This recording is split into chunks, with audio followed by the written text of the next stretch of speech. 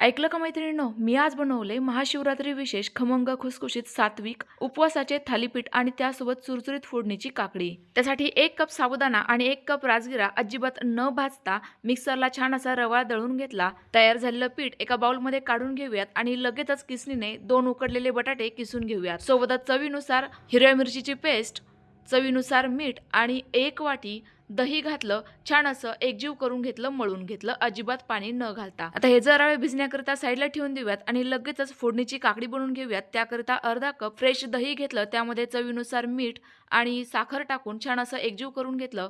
फोडणीसाठी 1 चमचा कडकडीत तुपामध्ये आवडीनुसार लाल तिखट आणि जाडसर ठेचलेले शेंगदाणे घातले, खमंग परतून घेतले। ही फोडणी दह्यावर घातली आणि बारीक चिरलेली काकडी घातली। आपली कोशिंबीर तयार झाली। जरा वेळ साईडला ठेवून देऊयात आणि लगेचच पराठे बनवायला घेऊयात। हे पराठे मी केळीच्या पानावर थापून बनवतीये, यामुळे ते सात्विक आणि पौष्टिक बनेल। लगेच पराठे भाजून घेऊयात। त्याकरिता गॅसची फ्लेम नेहमी मध्यमच ठेवायची, ज्यामुळे ते आतपर्यंत खमंग भाजले जातील। अगदी नेहमीप्रमाणे मी हे थालीपीठ थापून छान असे खुसखुशीत भाजून घेतलेले आहेत। उपवासाची सात्विक थाळी तयार झाली। रेसिपी आवडल्यास लाईक करा, शेअर करा आणि खाद्यप्रेमी चॅनलला फॉलो करा। Bye bye.